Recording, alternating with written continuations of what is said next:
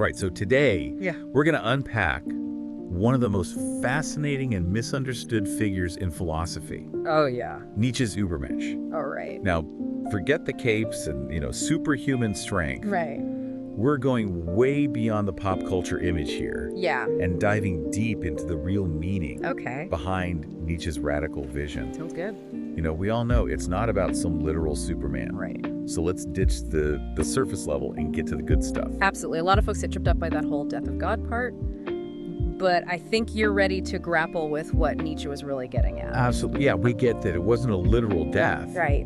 But more about the decline of religion as like the sole source of meaning. Yeah. So the big question is, in a world without inherent meaning, what does it mean to be human? Right. And that's where the Übermensch comes in, right? Exactly. Nietzsche saw this death of God as leading to nihilism, that whole nothing matters abyss. But instead of, throwing in the towel, he throws us this lifeline, this challenge to become the Übermensch. So we're not talking about giving up on meaning. Nope. We're talking about creating our own. Exactly. That's a pretty radical idea. It is. And to do that, Nietzsche says we have to kind of break free from what he saw as the shackles of traditional morality. Okay. Especially the Christian kind.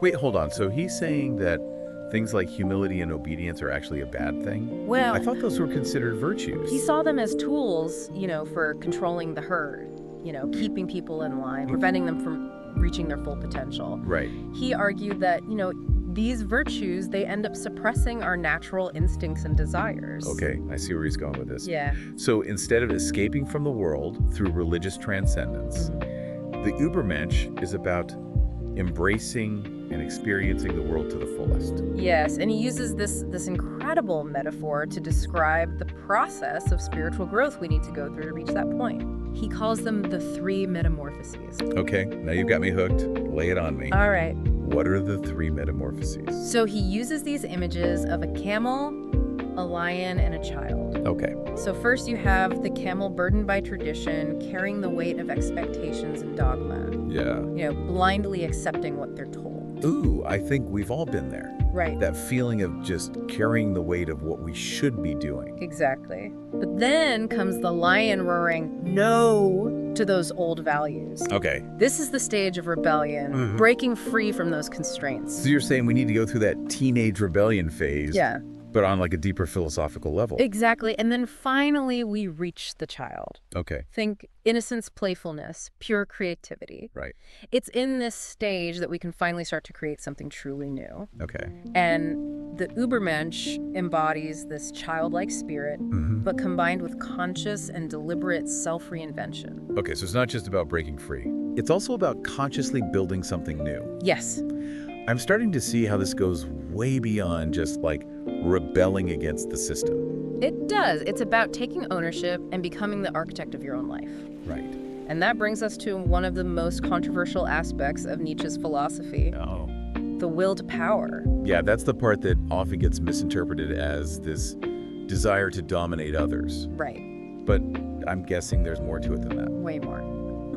It's not about brute force at all. It's about self-mastery. Okay. It's about relentlessly questioning yourself to discover your true desires and then having the courage to align your life with them. So it's about conquering yourself rather than conquering others. Exactly. Think about it. How much of our lives are spent chasing external validation, Oh, what? money status approval, Totally. but the Übermensch sees through that. Okay, so they're not looking for external validation. Yep. They're seeking fulfillment from within. Exactly, and that fulfillment often comes through creative endeavors. It's about self-expression, not external reward. Wow, this is really making me think about what I'm actually pursuing in my own life. Right. But this whole process of self-creation, it sounds pretty intense. It is. Even a bit painful. It requires abandoning your comfort zones, facing criticism, questioning your most deeply held beliefs. Yeah, It's not for the faint of heart. I believe it. Nietzsche himself said, and I'm paraphrasing here, that you have to be willing to burn yourself in your own flame to become new. It's like a phoenix rising from the ashes. Yeah. But I can see how that process would be necessary for real transformation to occur. Absolutely. It's the ultimate act of rebellion against a world that tries to fit us into neat little boxes. Right. And that brings us to the flip side of the Übermensch, Okay. Nietzsche's warning about the last man. All right, so who is this last man and why was Nietzsche so worried about him? The last man is the opposite of the Übermensch. Okay. He's all about comfort, security, and avoiding any kind of risk or deep thought. I see. His biggest fear is discomfort. So he just wants to be entertained and numb himself to anything challenging. That sounds eerily familiar in today's world. Doesn't it? With all the distractions and instant gratification we're surrounded by. Right. It's like we're being lulled into this state of complacency. It's a real danger. And I think Nietzsche's warning is more relevant than ever. Yeah. We're constantly bombarded with messages telling us to consume, conform, avoid rocking the boat. Right. So the Übermensch is like a wake-up call, urging us to resist that and choose a life of meaning and self-creation. Exactly. Even in a world that often feels meaningless. Precisely. And that's why I think Nietzsche's ideas are even more relevant now than they were in his own time. Interesting. We're living in a secular age where those traditional sources of meaning have weakened. Right, but we still crave meaning and purpose, don't we? We absolutely do, and that's where the Übermensch comes in. Okay. It's not a specific blueprint, Right. but more of a mindset, Okay. a way of approaching life. So it's not about following a prescribed path. No. It's about forging your own. Exactly. It's about asking yourself, what would my life look like if I stopped waiting for permission to truly exist? That's a powerful question. It is? And it gets to the heart of what makes the Übermensch such a compelling idea.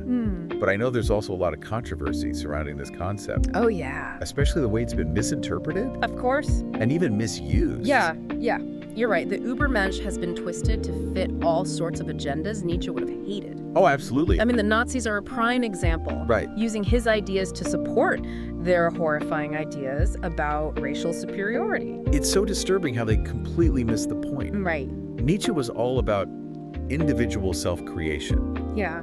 not conforming to any group or ideology, Exactly. let alone something as horrific as Nazism. He was fiercely individualistic and despised any kind of herd mentality. Right. The Übermensch is about breaking free from those molds, not creating new ones for others to fit into. Okay, that's a crucial distinction. Yeah. It's about personal liberation, not imposing your will on others. Exactly. But going back to the idea of those three metamorphoses, Mm-hmm. the camel, the lion, and the child, Right. do you think everyone has the potential to reach that childlike stage, to become the Übermensch? That's a great question, and it challenges a common misunderstanding. Some people see the Übermensch as elitist, like only a select few can reach this level of self-actualization. Right. But I don't think Nietzsche saw it that way. So it's not about some inherent superiority. No, I think he believed everyone has that potential for greatness buried within them. Okay. But it's often hidden under layers of societal conditioning, fear, and self-doubt. The journey's about excavating that potential, chipping away at those limitations, and allowing your true self to emerge. It's like we're all born with the seed of the Übermensch inside us. Yeah. But it takes conscious effort to nurture it and help it grow. I love that analogy. And remember, this journey isn't a straight line. There will be setbacks, doubts, moments where you feel like you're going backward. That makes me feel better, because honestly, when I think about the Übermensch, it's easy to get overwhelmed. Yeah. It's good to remember it's a process, not a destination. Exactly. And Nietzsche was all about self-compassion. Okay. He knew self-creation isn't about achieving some impossible perfection. Right. It's about embracing the messiness of being human. So it's about striving for excellence Right. while accepting that you'll stumble along the way. Exactly, and learning from those stumbles. Yeah. It's about becoming more fully yourself, not some idealized version of who you think you should be. This is really resonating with me. Good. Takes the pressure off trying to fit into some external mold Right. and lets us define success on our own terms. And I think that's crucial in today's world where we're constantly bombarded with messages about who we should be, what we should buy, how we should live. Oh, absolutely. Yeah. Social media advertising, it's all designed to make us feel inadequate, Right. unless we're conforming to some external standard. And I think Nietzsche would have a lot to say about how that stifles individual creativity and authentic self-expression. But he'd probably also be fascinated by the opportunities for self-creation that exist today, right? Absolutely. Think about the tools we have now. Right. The internet technology, access to information. Yeah. These things can be incredibly empowering if we use them wisely. So instead of getting lost in the distractions of the digital age, we can use them to fuel our own growth and self-discovery. Exactly. We can connect with like-minded people, learn new skills, build communities that support our aspirations. Right. We can create art, share ideas, challenge the status quo in ways that were unimaginable in Nietzsche's time. That's such a hopeful perspective. Yeah. It reminds me that even though the world can feel overwhelming, we still have the power to choose our own path and create something meaningful. And that, I think, is the ultimate legacy of Nietzsche's Übermensch. Okay. It's a call to action, an invitation to step into our power and become the artists of our own lives. How do we actually do that? It's one thing to talk about self-creation, but how do we put it into practice in our daily lives? That's the million-dollar question, and Nietzsche definitely had some thoughts on it. Okay. He didn't provide a step-by-step guide, but he did offer insights into habits and practices that can help us cultivate that inner Übermensch. All right, give me the cheat codes. So one of the key principles is self-knowledge. Yeah. Nietzsche believed we can't create a meaningful life until we understand ourselves. Our values, our motivations, our strengths, even our shadow sides. Right. He was all about relentless self-interrogation. I see. What do I truly desire? What brings me joy? What am I willing to suffer for? It reminds me of that famous Socrates quote, "The unexamined life is not worth living." Exactly. Nietzsche took it even further, though. Okay. Self-examination isn't just a philosophical exercise. Right. It's vital for self-creation. So it's not enough to just go through the motions. No. We have to actively engage in understanding ourselves and our place in the world. Exactly. And that means being brutally honest with ourselves, even when it's uncomfortable. I can see how that would be challenging. Yeah. It's so much easier to avoid those tough questions. Right. Distract ourselves with busy work or mindless entertainment. It is tough, and that's why Nietzsche was such a big proponent of discipline and self-control. Okay. He believed we need to detach from immediate desires and impulses Right. to make choices aligned with our long-term goals. So it's about resisting instant gratification and focusing on what truly matters. Exactly. It's about delaying gratification, building resilience, and enduring discomfort in pursuit of something greater. That's not easy. But I can see how it would be essential for creating a truly meaningful life. It is challenging, but it's also incredibly rewarding. Okay. When you start making choices that resonate with your deepest values, you experience a sense of purpose and fulfillment that you just can't find anywhere else. It's like finally living in alignment with your authentic self. Exactly, and that's when the magic happens. That's when you tap into the creative energy that Nietzsche believed we all have within us. It's like the spark of the Übermensch is ignited. Precisely. And once that spark is lit, there's no limit to what you can achieve. So it's not just about introspection and self-control, Right. but also about taking action, expressing that creative energy in the world. Absolutely. Nietzsche believed creation is essential to the human experience. Okay. He saw it as a way to make meaning shape the world and leave our mark on the universe. And that creation can take so many forms, right? It's not just art or music. It could be building a business, raising a family, Right. or simply living a life that reflects your values. Exactly. The key is to find what resonates with you, what ignites your passion, and pour your heart and soul into it. It's about becoming a creator, not just a consumer, Yeah. actively shaping our lives, instead of passively accepting what's given to us. That's a great way to put it. Thank you. And I think it captures the essence of Nietzsche's Übermensch. Okay. It's not about being superhuman, but about becoming fully human, embracing our creative potential to make the world a more beautiful and meaningful place. This has been such an inspiring conversation. Good. It's given me a lot to think about in terms of how I want to live my own life. I'm glad to hear that. But I know we're just scratching the surface of Nietzsche's philosophy. We are. There's so much more to explore. Definitely Nietzsche's work is vast and complex, Right. inviting a lifetime of study and reflection.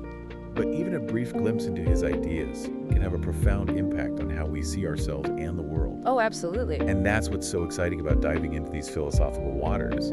It's a journey of discovery that never truly ends. Exactly. And Yeah. the more we explore, the more we realize how much there is to learn.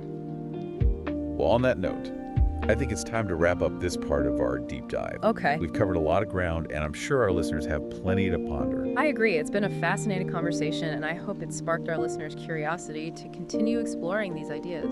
Absolutely. Yeah. But before we sign off, what's your final thought on the relevance of Nietzsche's Übermensch in today's world?